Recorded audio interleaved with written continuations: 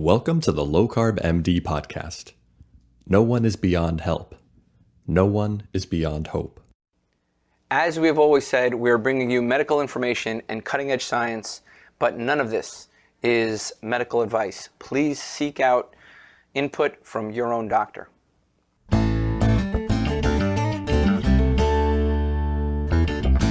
Hi guys, welcome to the Low Carb MD podcast. This is going to be something very special. Here I have Dr. Laura Buchanan, who is a board-certified family medicine doctor. You've seen her on our podcast before. Maybe you've seen her on Vinny's podcast. Maybe you've seen her elsewhere.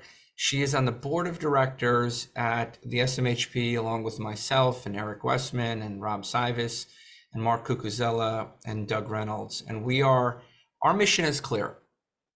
Our mission is to reverse type 2 diabetes, obesity, and metabolic disease. Our mission is to help people age in good health. And what we are doing here today is a new series where we are going to be analyzing the science. We've gotten requests on our app. We've gotten requests from people on social media to bring up relevant articles in metabolic health, discuss them, tear them apart, criticize them. And that is exactly what we're doing here today. And I'm excited for this. Today, it's just myself and Dr. Laura Buchanan, but we will be periodically joined by Dr. Brian Lenskis, of course, and Dr. Matt Calkins. So look out for those guest appearances. Laura, awesome to see you. Good morning. Great to be here. Great to be. So let's go. So what are we doing here today? What's our first? Let's hit up this journal club and let's tear up the science. What do you got for us? All righty. Well, here, let me go ahead and share my screen.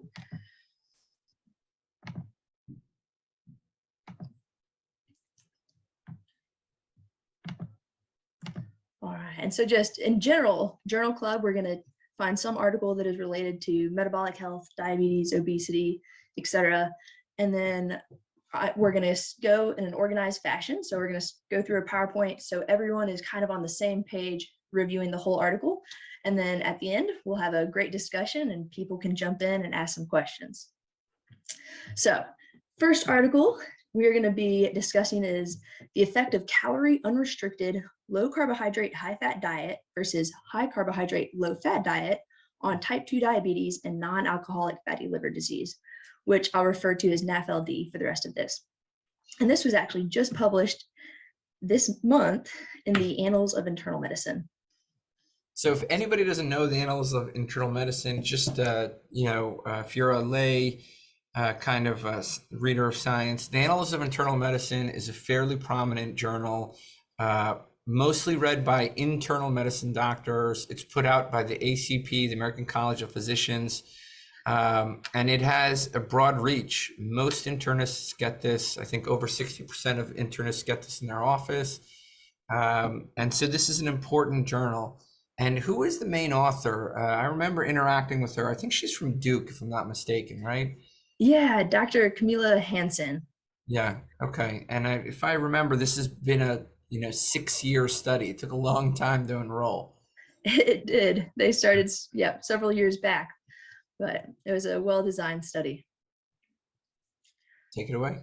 All right, so just a little background. So far, calorie-restricted diets are recommended for reversal of NAFLD with no recommendations for macronutrient composition. So the objective of this study was to compare a non-calorie restricted low-carb, high-fat diet versus a high-carbohydrate, low-fat diet on NAFLD in persons with type 2 diabetes. It was a 6-month trial, randomized, and it was located at a single center university hospital in Denmark. The actual intervention was a low carb, high fat consisting of 20% or less carbohydrate, 50 to 60% fat, and 20 to 30% protein. So that would equate to a less than 50 gram carbohydrate per day, 300 grams of fat, and 100 grams of protein in the low carb group. And immediately off the bat in this group, they dropped insulin dose by 20% at baseline, which was in 15% of participants. In the high carb group, it was kind of the reverse, so 50 to 60% carb, 20 to 30% fat, 20 to 35% protein. So again, 250 grams of carbohydrate, 44 grams of fat, 100 grams of protein. Then the subjects had a 1-hour visit with a dietitian, a 1-week phone call follow-up, and then a monthly phone call thereafter. They did have an in-person visit at 4 months. So the low carb intervention was a pretty standard low carb diet, eating basically as much meat, fish, vegetables as you would like. And in that red box there, you can see all the different things that they were told to avoid eating: sugar, breads, carbohydrate rich foods, even you would limit root vegetables, berries, and dark chocolate. In the high carb group, this was the actual official dietary guidelines for people with type 2 diabetes from 2013. And it's eat lots of fruits and vegetables, whole grains, lean meats, low fat dairy, less saturated fat, low salt. So things that are pretty regularly kind of recommended throughout a lot of dietary guidelines. So the outcomes they wanted to look at, the primary included blood glucose, lipids, blood pressure, waist circumference, body fat percent, body weight, and HOMA-IR, which is an insulin resistance score. The secondary outcomes were the NAFLD activity score, endothelial function, quality of life, and gut dysbiosis. And in this paper, they did not report the endothelial function, quality of life, or gut dysbiosis data. So they randomized 185 people in a 2-to-1 fashion. So 124 people ended up being put in the low carb arm and 61 people in the high carb arm. At the end of the study, they had 110 still in the low carb that completed the study and 55 in the high carb arm.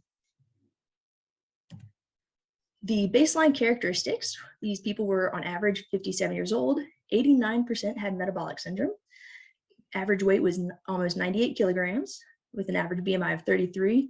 The only statistically significant difference between the two groups was the mean, so the average A1C in the low carb high fat group was slightly lower at 7.14% versus 7.45% in the high carb group. And the NAS is the NAFLD activity score, and that was an average of 3, and that's out of 8 total points. So overall, there was no difference in the NAFLD activity score. There was a difference in the A1C at 6 months, which was the end of the trial, that dropped by 0.59% in the difference between the two. You can see at the 9-month follow-up, that difference actually went away. So there's no longer a statistically significant difference between the two groups. And similarly, there was a larger weight drop in the low carb group, but again, at the 3-month follow-up after the trial stopped, the weight was no longer statistically different. So here on the right side, you can see all of the values that were statistically significantly different from the low carb compared to the high carb group. And so the low carb had improvements in A1C, blood sugar, body weight, insulin resistance, and waist circumference compared to the high carb group. They did have a slight increase in the LDL and ApoB compared to the high carb group, and that was by 14.29 was the increased LDL-C, which is in milligrams per deciliter, and an ApoB increase of 10 milligrams per deciliter. The HDL, triglycerides, fat mass, blood pressure, and again, the NAFLD activity score was not different between the groups. Here, what I wanted to point out was they asked people to periodically do a 3-day food recall, and they would do this with 2 days during the week and 1 day on the weekend. And it was reported that the low carb individuals dropped their calorie intake by about 100 calories per day during the intervention, and the high carb group dropped their calorie intake by over 200 calories per day based on the food recall. And the last thing I wanted to point out on this slide is the LDL, it went up by 8.8 milligrams per deciliter in the low carb group. And that's while saturated fat intake went from 12% of calories all the way up to 21% of total calorie intake. So the major points that the author wanted to point out, there was no change in that NAFLD activity score. The low carb high fat group had improvements in blood sugar, insulin resistance, weight, and waist circumference compared to the high carb group. The beneficial effects of the low carb high fat outweighs the very minor increase in LDL-C that was seen, and that there does need to be long-term dietary change for meaningful health benefits, because after 3 months of stopping the intervention, you saw that the A1C and the weight started to trend back up, where it was no longer different between the two groups. So I've got a lot of things I want to discuss with you, Tro, regarding this paper. So Yeah, before I do, why don't you? sure. Let's why go don't over you- this. So basically, right? So we have a we have a group of researchers who said, hey, wait a second, let's take the standard kind of diet of standard modern diet, right? Which is fairly high in carbohydrates, 60%, 50 to 60% high in carbohydrates. And let's compare that to a pretty low carbohydrate diet and focusing on meat, focusing on fish. So, and the idea here is what happens to people with liver disease, what happens to people with obesity, their diabetes, right? And, one of the things that stood out to me was it's fairly low intervention. I mean, they gave like a, 1 hour talk and then a phone call, 1 week later, and then basically, had these kind of mini phone calls, I guess, 1 month at a time. I mean, it was a fairly low intervention. But it looked, I mean, the trial design, I don't, besides the fact that there was, more insulin reduction in the low carb group, which I think is a big bias. There wasn't really, it looked pretty good. So, Yeah. I got to be honest, I think it's unacceptable to have that low amount of contact, I mean, just in our clinic, that, I mean, you've seen it. We're a very high touch point clinic. The average person in a 6-month period in our practice has, 300 to 500 touch points. Yeah. So, so I thought to myself, wow, if they can meet so infrequently and have some pretty good effects, what would actually giving a crap do? I think that really touches on the fact that at 3 months or at 9 months, so just 3 months after the intervention, the results, the people went back to doing what they were doing. They gained weight back, their A1Cs went back up. And it's, again, because they didn't have, I think, the education, the support, the team kind of in their corner, helping them keep up with those lifestyle changes. Because this is a really big lifestyle intervention. Well, if you look at the ADA guidelines, and I'm happy they added this, and really the SMHP should work on getting these set up. The new ADA guidelines call for biofeedback. So if you are giving these people biofeedback in month 6 and then showed them biofeedback in month 7, how many people would not sustain their changes? Like, hey, look, your blood sugar is going wonky. Hey, you're gaining weight. Like, so I wonder, why would we allow that? Why would we allow that? That would be the first thing I'd think. Like, here you have such a great effect. Why would we allow that? Why would we promote that? Right? And then they blame, and I'm sorry, I'm going to get on this. And then they blame like, oh, it's non-adherence. Well, you told them to stop. You know what I mean? Like, it's a 6-month trial, right? So like, right now, can I just comment on this a little bit? Because Of course. Because the people who put out the study said, well, look, see, it doesn't sustain an effect after 6 months, right? If you stop a drug at 6 months, if you stop Ozempic at 6 months, right? Those same people, right? They're so gung-ho about Ozempic and Mounjaro, which I am too, right? Wegovy, I'm very supportive of these drugs. But if you stop those drugs at 6 months, the graphs look exactly the same here. Yeah. Right? And nobody is like, everybody's excited about these drugs, and yet like they're tempering their results here and saying, well, look, it wasn't sustained at 9 months.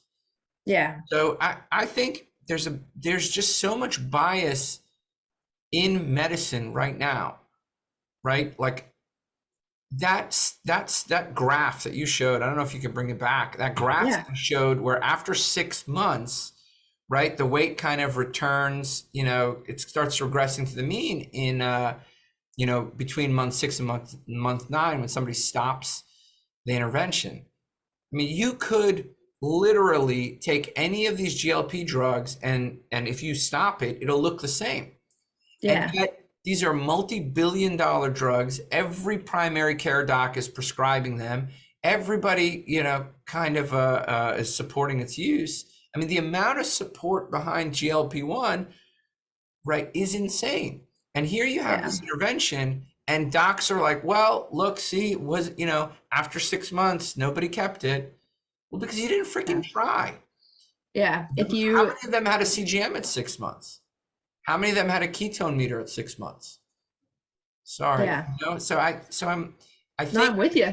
you know, I think what's happening here is, again, our bias is coming out, right? They stopped more insulin in one group, and no, keep it up. It's like the most beautiful graph. Yeah. It's like the most beautiful graph. It's like they stopped and they didn't give any biofeedback. And there was no sustained, like, hey, this is working, let's keep going.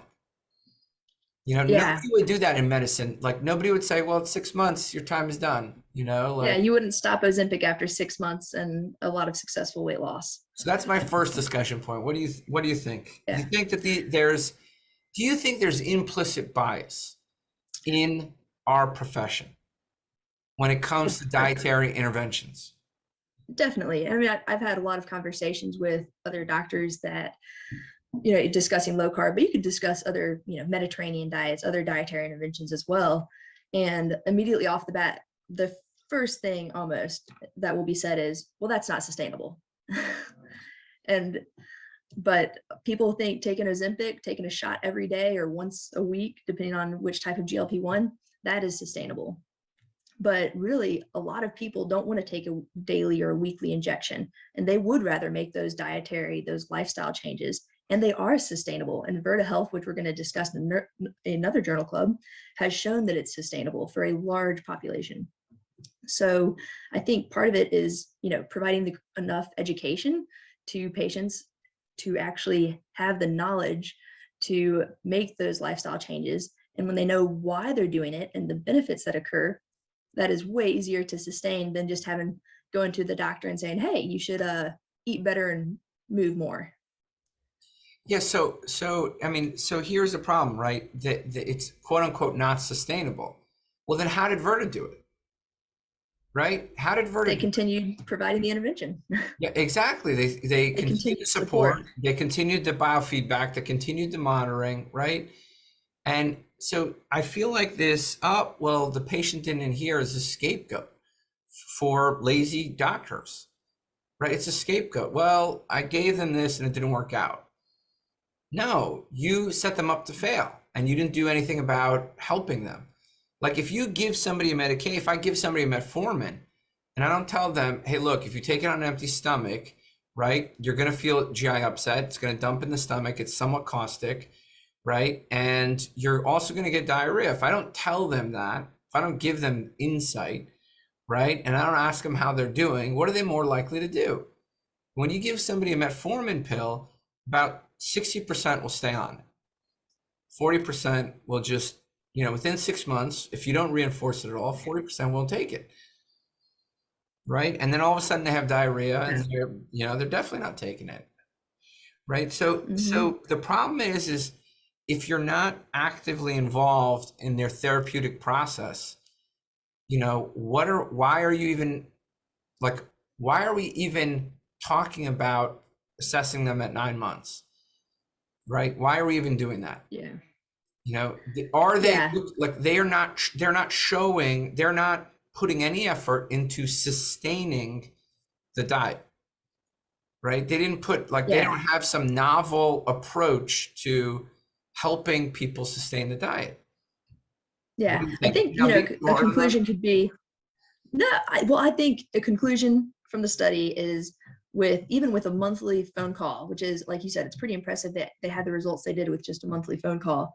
These subjects had really good results. And however, you need that ongoing support, just like you need to continually take Ozempic or Mounjaro to continue to see results. And I think that's a fair conclusion. And so I don't know that it's necessarily a bad thing that they wanted to see what happened when they stopped the intervention, because maybe, at least for some people, you really do need that continued ongoing support, just like with medications. And so this kind of supports that, rather than, hey, I'll see you again in 3 months. Good luck with what I told you to do. Yeah, I think it's BS. I think it's BS. right? We force patients to come back in medicine for a refill of their medications, right? I mean, we force them to come back, not in our practice, in the conventional medical practice, we force them to come back, right? Because, we're responsible for that prescription. Well, you're responsible for the diet prescription, right? You're responsible for that. If you've put it on a patient to do that, then it's your job to develop their tools, their tool sets, their resiliency. Like you have to, if I give a medication to somebody who I know can't afford it, will forget about it. Maybe they have serious mental illness or Alzheimer's, right? I know there's issues there that I need to take care of. So I think that this is look, I think it showed a good thing, which is low carb is better at weight loss and A1C. Yeah. I mean, we knew that. So that actually brings us to the next, I think, discussion point, which is super interesting. Now, they had improvement of metabolic markers while apparently eating more calories per day. So the high carb group was eating 200 less calories per day, and the low carb group was eating 100 less calories per day, but had more weight loss and better A1C results. Now, I'm going to caveat that with a 3-day food recall we know from food frequency questionnaires and other studies that people can be off by over 500 calories when they're saying how much they're eating per day. So the fact that people reported 200 less calories per day and 100, we really don't know how reliable that is. But it is interesting that with an increased caloric intake, supposedly, the results were still better in the low carb group. So this is a major issue here, right? Because there's no reason why there would be a difference in the reporting between groups. Yeah. Right. So these are randomized groups, 2-to-1. Hypothetically, they should both have errors that are within, a margin of error, right? Plus or minus 50 calories, right? But the difference is 300 calories. A little over 100. So minus 100 versus minus 200. Oh, okay. Got it. Compared to baseline intake. So 100 calorie difference per day about. And their resulting weight loss it was hypothetically about 100 calorie per day difference, right? At the end of the study, which accounts for their weight difference. I know somebody who proposed a 200 to 300 calorie advantage. We're alluding to another study here. We're alluding to David Ludwig's study that showed that low carb eating may increase energy expenditure by 200 to 300 calories a day. So that's pretty much consistent with what we're seeing here. I mean, if we were to kind of compare, like, let's say that difference was true, and then you extrapolate out the weight loss difference, right? That results in about 200 calories per day. Am I off, or are my numbers right? What was the weight difference per group? So the weight difference was the low carb group lost 5.5 kilograms and the high carb lost 1.7 kilograms. So 3.8 kilogram difference. Yeah, so about a pound of difference per month, right? Which would be about 100 calories per day per month. So we're talking about a 200 calorie, sub $2 to $250 calorie difference per day, right? Between what they were. So this matches up 100% with David Ludwig's work. Yeah. Right. I mean, am I off here? Or did you think that, or no? I agree with you. I just, whenever I see people doing a 3-day food recall, I just know how inherently inaccurate they are. But it's like you pointed out, they should be inaccurate for both groups ideally with the patient population in the same direction. So. Yeah, I mean, I just think between the weight loss and the increased quote unquote caloric intake, right? Or the decreased caloric intake, or the discrepancy at least. Anyway, I just think that maybe there's some merit there. Yeah, for sure. But can you tell me more about the liver findings? Because I thought at 6 months the liver was improved, or did I read that wrong? No, I don't think so. So they discussed the non-alcoholic fatty liver score. And so these people, they only had a score of 3 out of 8. So at baseline, their livers, they actually did not have significant steatosis or fat within the liver. There was a drop more so in the low carb group. However, it was not they had determined before the study that there had to be a drop by at least 2 to be determined significant. And so when you're starting with a score of 3, you'd have to go to 1. And so I think they dropped the score by 1 and more in the low carb group. But again, that was not their predetermined endpoint. Got it. Okay. So some nominal improvement, but not much. Yeah. And I wonder how much alcohol do they drink in Denmark? I'm not familiar if it's an alcohol drinking, culture or not, but I wonder how much that, how that skewed results. Was there any other major? I see some other, were there differences in side effects? I think you kind of listed them there. Yeah. So we can jump down there real quick. In the low carb group, there's about 10% of subjects that had diarrhea, nausea, fatigue, headache, and dizziness in the first 2 weeks. And it was really only the first 2 weeks. The only thing that persisted outside of that was the diarrhea that lasted for about 3 months and 10% of the population. And the side effects only caused 1 person to drop out of the study. So the low carb group caused diarrhea. Did I hear that right? Mm-hmm. Yep, more so than constipation or. So that's usually the complaint against low carb, that it causes constipation. I know, that's why I wanted to pick your brain on this, because this is not what I see in practice. So it's kind of interesting. I wonder, maybe it's just modest carbohydrate reduction. I wonder if they were ketotic, So they said they were getting about 13% of calories from carbohydrate. So I would imagine they were, yeah. Interesting.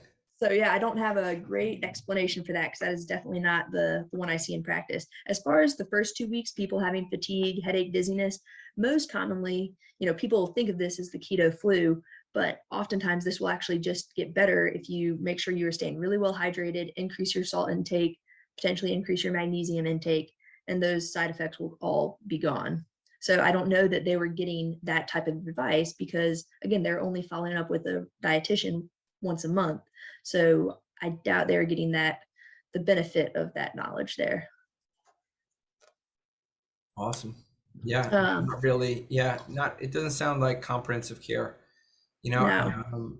But I mean, I'm not to say that. I mean, it's a study, and they went through the IRB, and I'm sure there was a data safety monitoring board, but it just seems, in our world where we are all about patient-centered care, how to make this easier for patients, how to make this more attainable for patients, how do we keep patients on their journey, how do we help them when they're in that minute, right? There's a lot can happen between a month, right? Like I think I could easily put on 20 pounds in a month, right? So like, how do we do better? I just keep thinking, when I see studies like this, it's like, I feel like I'm looking at 1980s practice of medicine. Like, that's how I feel.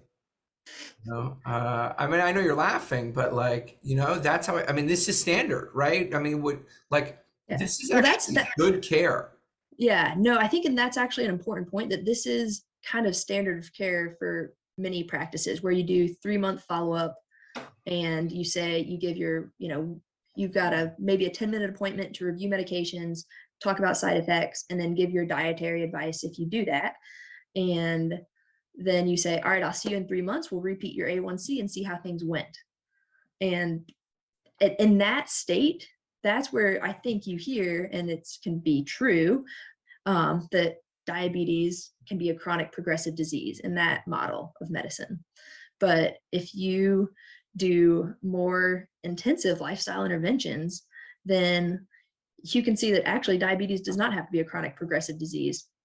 And in this study, actually, jumping down, so they had a greater improvement on the low carb diet and weight and A1C, so decrease in A1C, while deprescribing medications. Now, this was kind of an interesting point that I wish they gave more detail about, but I cannot find. I even reached out to the author and I have not heard back. But so at baseline, we know they dropped insulin by about 20%.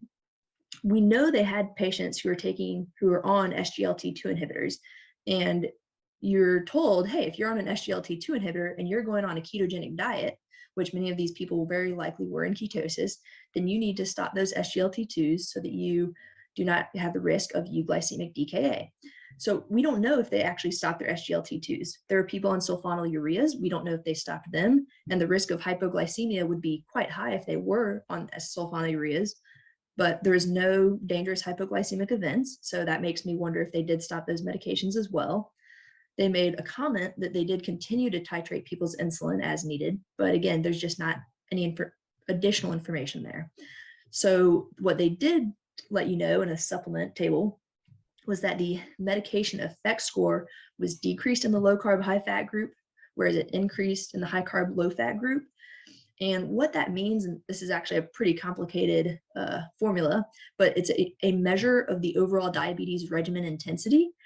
And it comes up with this adjustment factor that equates to an expected decrease in A1C achieved by the drug.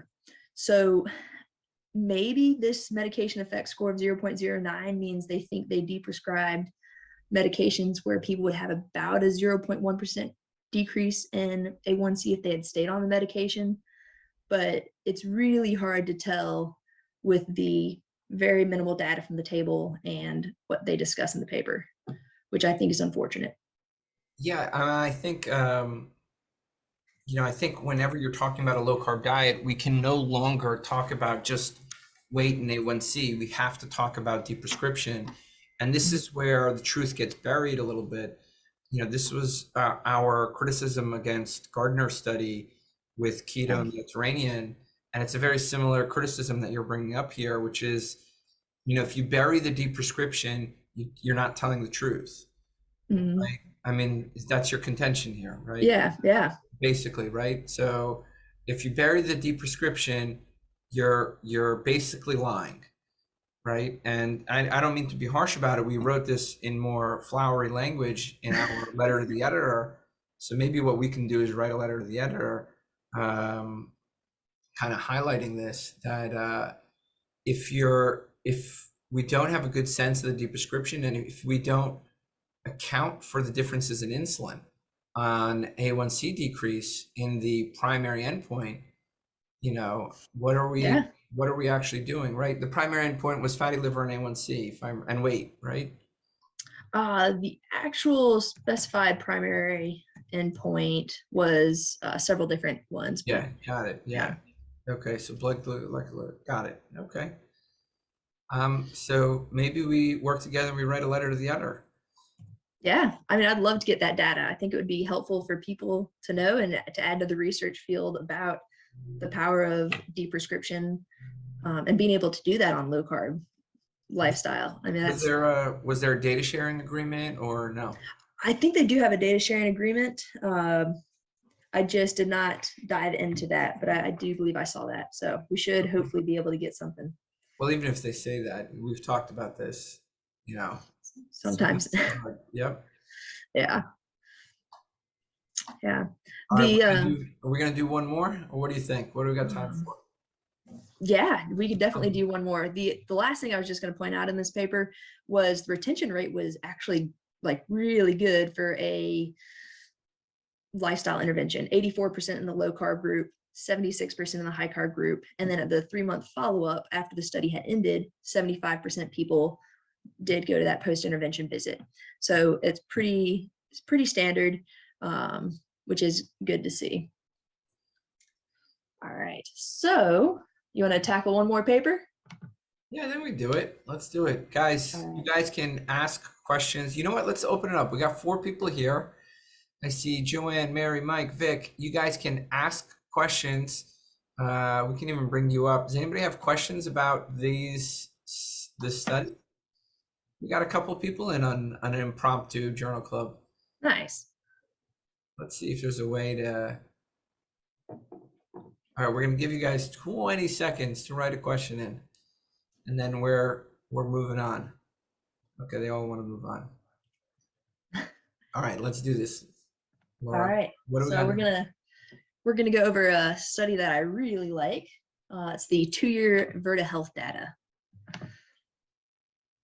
So this is a great study. If I remember, they published in diabetes, right? They published in diabetes, if I remember correctly. This Um, was just so you guys in know, Endocrinology. what's that? And Frontiers in Endocrinology. Okay. So just so you guys know a little bit about this group, Virta is basically a for-profit company whose mission is basically to use low carbohydrate diets to reverse diabetes. They're out in California. They were started by the late Sarah Hallberg, Jeff Folick, Steve Finney, and the tech mogul Sam Inikin. If I have that right, I think. And they have been at the forefront of publishing into the literature, the effects of sustaining a diet, right? And the effects of helping people maintain a diet long term. And they've put out numerous publications, and I think this is kind of their flagship publication. So I'm really interested to review this. Yeah, awesome. Let's get into it. So this was published back in 2019. The long-term effects of a novel continuous remote care intervention, including nutritional ketosis for the management of type 2 diabetes, a 2-year non-randomized clinical trial. So there have been 3 methods that have been demonstrated to at least temporarily cause type 2 diabetes reversal or remission: bariatric surgery, very low calorie diets, and carbohydrate restriction. So the objective of this study was to evaluate the long-term, again, this is 2-year data, of effects of nutritional ketosis for improvements in type 2 diabetes. So this is 2-year data from a 5-year study. It is non-randomized clinical trial, and it was on site in San Francisco or virtual. The actual intervention was trying to get people into nutritional ketosis as measured by a beta hydroxybutyrate level greater than 0.5 millimoles per liter. They told people to eat less than 30 grams of carbohydrate per day and recommended 1.5 grams per kilogram of an ideal weight of protein per day, and then eat fat until full. They used a web-based software application for telemedicine, online resources, and biomarker tracking, and it had a health coach and medical provider. They allowed the subjects to choose either a virtual intervention or to do the on-site in-person meetings.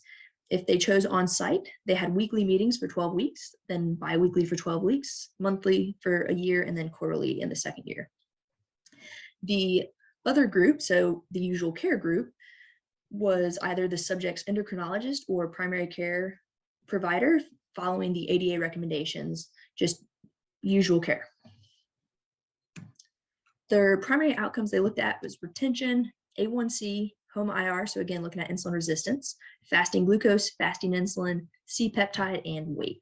Secondary endpoints included body composition, blood pressure, lipids, NAFLD-related outcomes, and kidney-related outcomes.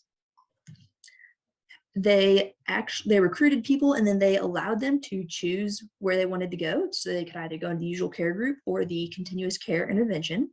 They ended up getting 262 in the continuous care intervention and 87 in the usual care. By the end of the 2 years, they had 194 still active in the study in the continuous care and 68 in the usual care.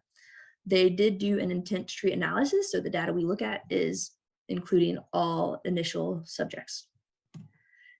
Their baseline characteristics, they're almost 54 years old with a BMI of a little over 40 and an average A1C of 7.6. So over the course of 2 years, you can see the A1C significantly improve as well as the fasting insulin level. This is awesome, and I want to highlight A over there. So about 55% of people taking diabetes medications down to 26.7% of people at the end of the study in the intervention group. And the insulin dose at the beginning of the study went from an average of 81 down to 15.5, whereas in the usual care group, they actually increased the number of medications they were taking. So 66% of people up to 79%, and the insulin dose was increased from 96 to 109. So again, here we're seeing that with usual care, diabetes looks like a chronic progressive disease. You're adding medications, you're increasing insulin dosing. Whereas if you do a low carb intervention, you are actually deprescribing significantly. You're decreasing people's insulin dose significantly. So no longer looks like a chronic progressive disease. I won't go over figure C, but that's just showing all of the different subclasses of diabetes medications that were deprescribed or decreased doses or increased doses. So here again, we see the A1C dropped from 7.7 down to 6.7 after 2 years, whereas in the usual care group, the A1C actually went up a little bit, 7.5 to 7.9. The insulin, HOMA-IR, insulin resistance score dropped. The weight dropped significantly, so it dropped by 11.9 kilos in the continuous care, whereas it increased in the usual care by 1.2 kilos. The lean mass, lower extremity lean mass, did drop by about 1.36 kilos, which with an almost 12 kilogram weight loss, you would expect. The blood pressure improved, the HDL and triglycerides improved, and the LDL went up slightly. It went up 11 milligrams per deciliter over the course of the 2 years. Whereas in the usual care group, the LDL cholesterol dropped by 9.1. So what I want to point out here, this is looking at kidney function, so serum creatinine. These subjects were advised to eat 1.5 grams per kilogram of protein for ideal body weight. So many people would consider that a higher protein diet. I've been told many times by people they're concerned if you go low carb keto that you're going to hurt your kidneys and that's going to be damaging. And here we have data showing at 2 years, it's not damaging. Maybe it improves creatinine, but it's very tiny amounts. I wouldn't put a ton into that, but it did not get worse. It was very stable. So just an important note there. And then again, uric acid levels and HSCRP, so inflammatory marker, improved. So the major points authors wanted to point out, 75% of participants remained enrolled at 2 years. So again, this is a good retention rate. They had durable improvements in multiple metabolic markers while deprescribing 67% of diabetes medications. So A1C dropped by almost a full percent and weight loss was about 10%.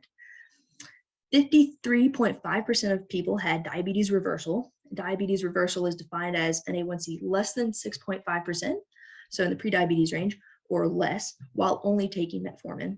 And 17.6% had diabetes remission. That's divided into partial and complete remission. Partial remission means you have an A1C in the prediabetes range without any medications, and that has to be held for at least 1 year. And complete remission means you have an A1C less than 5.7% without any medications maintained for at least 1 year on 2 separate measurements. Additionally, there's no change in bone mineral density, which is another thing that people will sometimes bring up regarding concerns on ketogenic diets. And the decrease in the muscle mass that was seen, you would expect with a 12 kilogram weight loss and the amount of fat loss that was also seen. So there's a lot of great things to discuss here, Tro. Where do you want to start? Well, I think juxtaposing these two studies will be like kind of amazing. Yeah. So a high level of care, right, up front, and then continued care. I mean, they have the same retention rate, you know, roughly 75%, right? And why is there such different results, right, at the 9-month mark? Like, what's the difference, right? So why is it? Yeah, exactly. I mean, so the first thing I think about, again, you know, when you evaluate myopically, you kind of look at the study and you can criticize it. You could say they didn't have a real control group, you know, and the real intervention here is social support, right? Which could be true, right? It could very well be true. Could be motivational coaches. It could be a doc that's highly motivating, inspiring, right? It could be all of those things. And if it is those things, well, then again, kudos to Virta. Right. Right? So kudos to Virta. So because they've done good work, but I think people who look at this study myopically, right, who kind of focus on it will say, well, look, they got a lot of social support that they wouldn't have otherwise got. Right. And then the second thing they'll say is it wasn't true randomization, right? Where, there's kind of like an average care group where in medicine, we're used to seeing, more of a placebo. And a placebo would have looked like, I guess you could have done a sham intervention. You get together with a mindfulness coach or something like that and assess the outcomes. You could have, it wouldn't take much to do that. So these would be like the criticisms most people would say. But, the flip side is this is real medicine. This is real medicine, right? Mhm. Where you own the journey. Somebody somewhere said, we're going to help people actually make a difference for a long time. And you see that. That's what they did. Yeah. Right? Whereas another group was like, we're going to see what happens for 6 months and then we don't really care anymore. Right? That's the way I interpret these two studies. So am I off here? Well, I think that maybe the authors from the other paper do care, but they're at a different point in their career. You're just being politically correct. Okay. So you're just being politically correct, and that's fine. Right. But this, there's a big difference between what Virta is setting out to show here, which is we can help people sustain this. We no longer need to blame patients. We no longer need to put the onus on them. We can empower people to sustain a change, right? We can be a better practice. We can do medicine better. Yeah. That's the way I interpret this. No, I'm totally with you. And I think their data is incredible. When you think about deprescribing 67% of medications and still having the results that they had. That's huge. Right. Yeah. And people are inspired by that. So I don't know, like we've kind of taken the human journey out of, like when you look at these studies for medications, there's no human journey, right? Like actually they try to bury it. So if you look at the studies for Plenity, for Manjaro, for Ozempic, for Trulicity, for Saxenda, if you look at the trials, they all have monthly meetings. Every single one of them is on top of a supportive care, right? And though that gets buried, nobody talks about it, right? Because the drugs are amazing, right? And then you have a group that says, we're just going to do supportive care. And everybody criticizes it because, well, they didn't have a placebo arm. They didn't, there's no true placebo, right? Yeah. And then you have another group that says, well, look, patients can't sustain it. So look at the messaging, right? Like it's the drug that works, right? Sustained caring, actually caring for people and seeing them through to 2 years, that's just social support. That's not really anything. And then, you have from this other angle here, it's, look at after 6 months, the effects go away anyway, because nobody adheres to the diet. Yeah. Right. So when I see this, like, am I envisioning this system that's the system of messaging that's against patient empowerment? Am I imagining that? I think there is a little bit of that out there. Maybe there's more than a little. I think there's still this inherent belief that it's easier to take a medication than to make a lifestyle change. And maybe for some people it is easier, but if that's the route that you're going, then you're still going to get progressively more sick. You're not going to treat the underlying cause of anything. But look at the messaging, Laura. So this is where I like, so here you have a, scenario here, right? Like, what was your take on their effect? we can go into the specifics. I know the cardiovascular, like the LDL increase, was meaningless compared to their overall risk reduction. But so when you see Virta study, what is Yeah, like the feeling you get just as a human, not as a doctor? What's the feeling you get? I'm excited. I think we Excited for can what?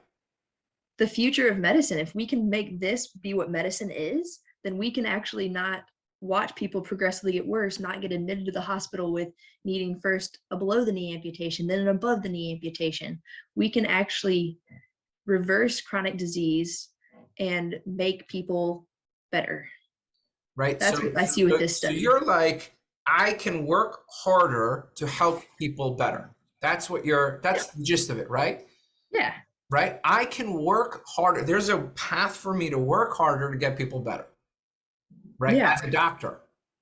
Right. And I have a story to tell to patients that if they join me in this journey, so it's about us as a profession being inspired to do great work and actually put more effort into that patient journey. It's another story about patient empowerment. You can do this and we can help you if you're ready.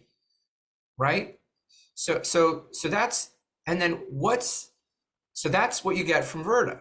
Yeah. What do you get from the prior study? So I'm gonna read the conclusion that they have in their paper real quickly, just the last sentence, because I think it's well, here, I'll tell you what I think after I read it. Improvements were not sustained 3 months after the end of the intervention, suggesting the need for long-term dietary change to affect meaningful health benefits. Yeah, what are they actually saying? I think that people have to sustain their lifestyle changes in order for an intervention to be successful, which you could say about Ozempic. People have to keep on using Ozempic in order for Ozempic to actually What are they actually saying? What do you think? Why do you think they wrote that? I mean, I think I've seen on Twitter, some people will say, see, this proves that lifestyle changes aren't sustainable or low carbs not sustainable. I've seen that's how people are interpreting it, but I don't know that I believe that's what they're saying. So what do you think? Why do you think they did the study and they're writing a conclusion. So why do you think they wrote that? Would you have written that?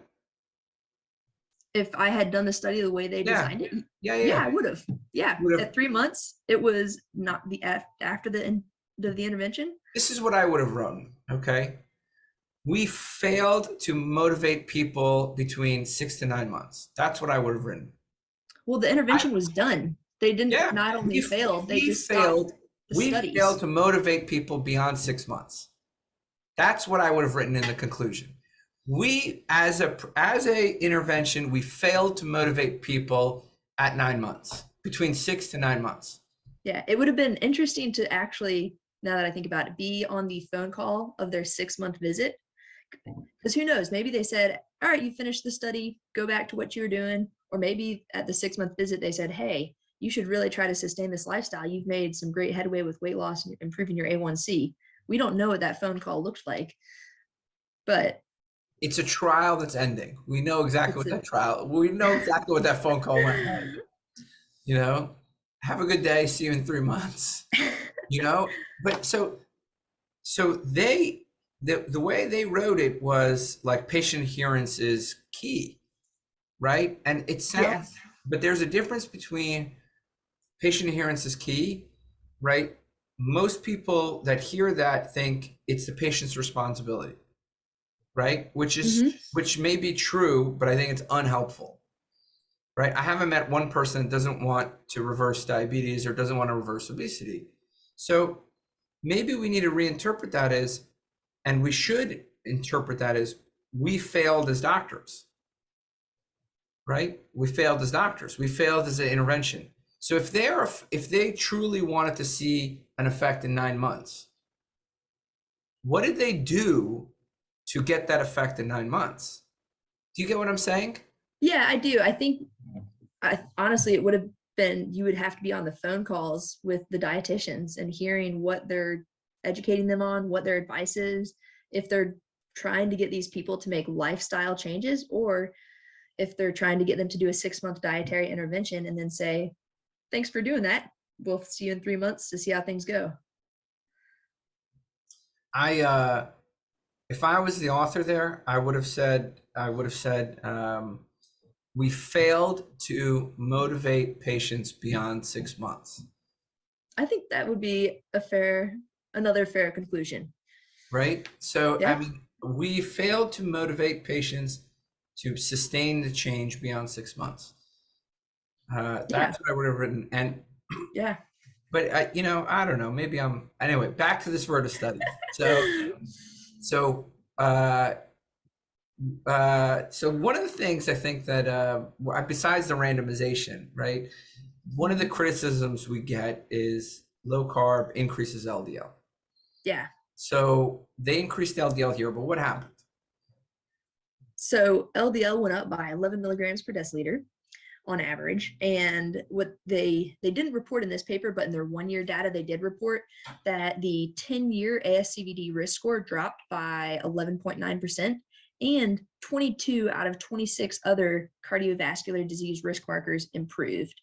So the 11-point increase in LDL-C, do I really care about that when 22 out of 26 CVD markers are improving and your ASCVD, so atherosclerotic cardiovascular disease risk score, is dropping? Probably not. If your A1C is coming down, your weight's coming off, we're getting you off of almost 70% of medications. There's no way that I could believe an LDL increase of 11 could outweigh those benefits. Yeah, I mean, so one of the issues when we ran our trial, not our trial, but our review, with employee wellness, when we look back at the cardiovascular risk, so we actually calculated the diabetes reversal, right? So if they reverse their diabetes, their A1C, we said that was diabetes reversal. So they had a nominal improvement in cardiovascular risk. I think it was like 14% or something. What was the 11.9%. 11.9%, right? So it was like 12%. Yeah. And but I bet if they interpret that question as, do you have diabetes, not Currently. have you had a history of diabetes, right? That the risk would have decreased even more. But Yeah. I think I'm with you. I wouldn't say LDL doesn't matter. That's not certainly what I'm not saying. It's just when your overall risk goes down, it's kind of like saying you cured an infection, but you had a fever, right? Like, I just care about the infection being cured and, what's the future risk?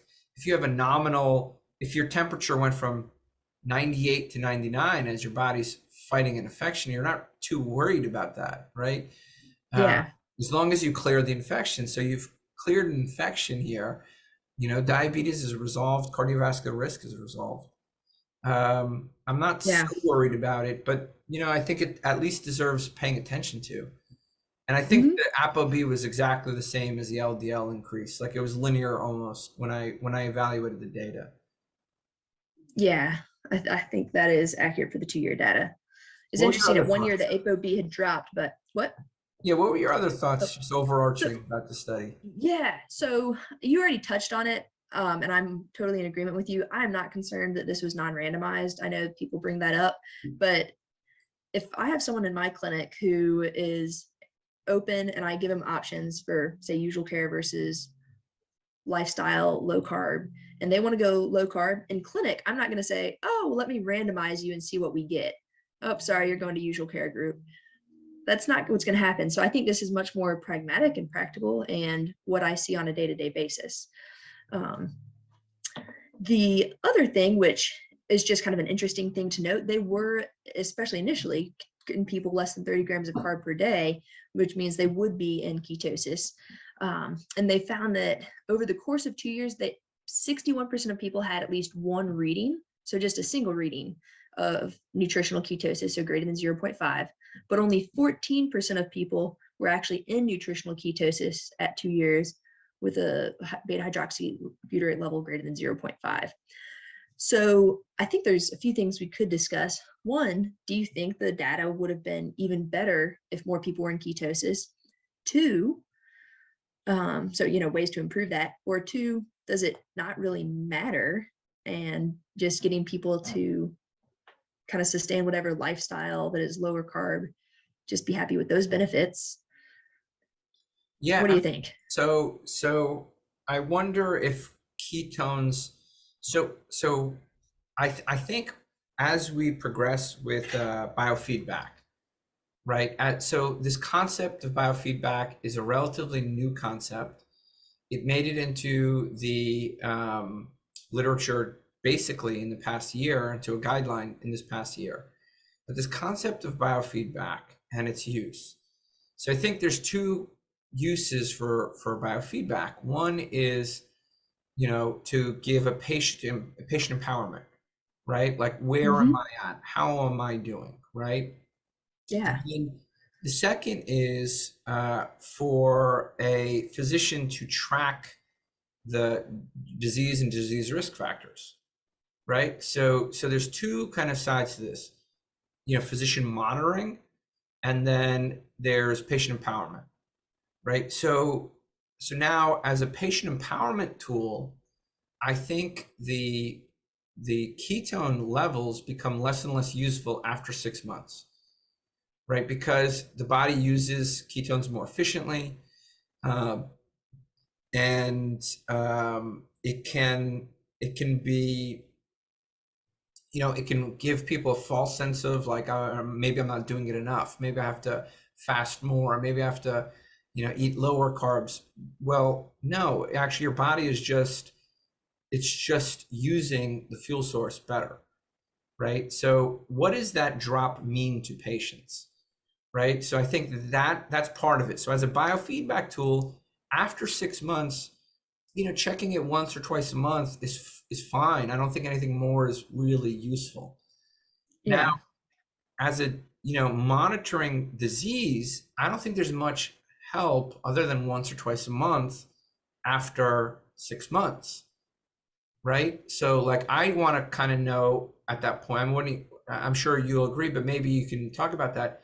When you're remotely monitoring ketone levels like we do in our clinic, what do you care about? So I just care after 6 months if they're in some level of ketosis. I mean, what are your thoughts on that? Yeah. I mean, I think I'm with you. If the patient feels good, they are having either good weight loss or good diabetes reversal, their A1C is improving, their other blood markers, liver enzymes, the other metabolic health markers are all improving, then I really don't care if their ketone level is 0.3 versus 0.8. So I think, there might be a very small subset of people who maybe have some other medical condition, whether that is an autoimmune condition or Seizures or something like that. yeah, exactly, where like they need to make sure their ketone levels stay above 0.5 or maybe even above 2. But outside of that I'm working with the patient and it's a case-by-case basis, but I try to de-emphasize a specific ketone number. Yeah, so then again, so now let's go back to the concept, right? The concept is, how can we use biofeedback to empower patients, and how can we use biofeedback to become better clinicians, right? More like, so if you back out to the basic concepts, which is, this is a tool to help physicians deliver better care, and this is also a tool to help educate and empower patients. I don't know if the ketone matters at all, other than if it's non-zero, right? Other than if it's non-zero. And then I think, that's the point where lab values become more important. That's the time, like 1 to 2 years, when I start focusing more on weight as a biomarker, right? Like up front, it's all glycemia and ketones and all that stuff, like blood sugar levels and ketones. But if you're thinking about what are more effective, at a year, 2 years, 3 years, I mean, a waist measurement may be better than all of those, right? Your level of activity may be better than all of those, right? So like a step count or a sleep, even a sleep tracker. Like, I would care more about their sleep. Like, once they've learned how to eat, right, in general, then it's, what does the weight look like? What does the waist look like? What does the sleep look like? What does the activity look like? Those are, so, and I don't know how you get all that into a trial, but Mm, That's what I think about a year or two later when the BHB drops. I think, okay, but I would stop checking that, you know? yeah, So, what do you think? I agree. I think, I won't be surprised if more studies do come out because a lot of research is being done on ketones. I do think there's likely other benefits. We're seeing epigenetic changes, we're seeing anti-inflammatory effects from ketones. So I think in the future, some more research might come out that maybe I do start thinking at least every, periodically, I want someone to get their ketone levels higher for some of those benefits, maybe, but I'm not there yet. Yeah, I mean, I think ketones are beneficial, Mhm. and there's certainly some negative to ketones. If you have gout, for example, and you're just starting out in a diet, your uric acid can go up. They compete. Um, if you're breastfeeding and you become very nauseous and you vomit and you're dehydrated, it could be an issue too. Uh, so, but from back to the study, I think I'm not sure at 1 or 2 years I'll care more than are you in some level of ketosis. Yeah, and they were in some level. I think it actually did increase still from their baseline where their ketone level went up to 0.27 on average. So there's still definitely an increase significantly compared to the control usual care. Any summative thoughts before? I think 2 studies is enough for today. So any Yeah. summative thoughts? No, I think these are two great studies, and I am glad we did them back to back to kind of compare and contrast a continuous care intervention that is time intensive, a labor of love, versus a once a month, 6 month and done, good luck trial. So I think it is nice to see compare those. But I think Virta Health gives me a lot of hope. And what we're doing, honestly, in clinic day in and day out for reversing metabolic disease, diabetes, obesity. Yeah, I mean, look, I can't agree. I think this juxtaposition was perfect. The dietary intervention works. Then the human element and physicians going above and beyond. So there needs to be two elements to medical practice. One is physicians, watching, remotely monitoring in real time, delivering education asynchronously, right, and process improving and becoming better, right. So those are the three key aspects of what we need to do as a profession. And then if you back out, well, what do patients need? They need more than here's an eating plan, see you later. Yeah. Sorry, Eric Westman, you've done amazing work. I love you, brother. Page 4 is awesome. It But does work. it does work. But what I mean is, Yeah. we need to start to look at the differences here. What did it take to get 2 years worth of efficacy, and how can we improve upon that? If it's social support, then that should be the standard of care. If it's Yeah. biofeedback, then that should be the standard of care, right? And how do we, keep improving and keep empowering patients? I think that's the name of the game. Yeah. Standard of care. That's a great way to put it. Standard of care should not be that you are adding diabetes medications, increasing insulin levels, contributing to patient weight gain. That should not be usual care, which is what we're seeing usual care does in this study. Usual care should become what this study is, which is deprescribing almost 70% of medications while improving A1C and helping with weight loss and other cardiovascular risk markers. 100%, which is basically excellence. So how do you get doctors to pursue excellence, right? This is why you and I exist. This is why this practice exists. This is why, to some extent, why SMHP exists. How do we do better? And we needed to make the SMHP because the ADA didn't do it, right? The ADA didn't do it, and there's no other. I mean, there's so much more in metabolic health than just diabetes. Yeah. Right? So, I'm excited. I'm fired up. These studies were awesome. I can't wait to do this. Awesome. I think we're going to try to do this once a month, if I'm not mistaken, right? Yeah. Okay, perfect. So you can Saturday mornings. see when we can get it out. All right, guys, thank you Yeah. so much. Patreon listeners, people who've joined us this morning, thank you. And we'll see you in a month. Awesome. Look forward to it, Tro. Have a good one.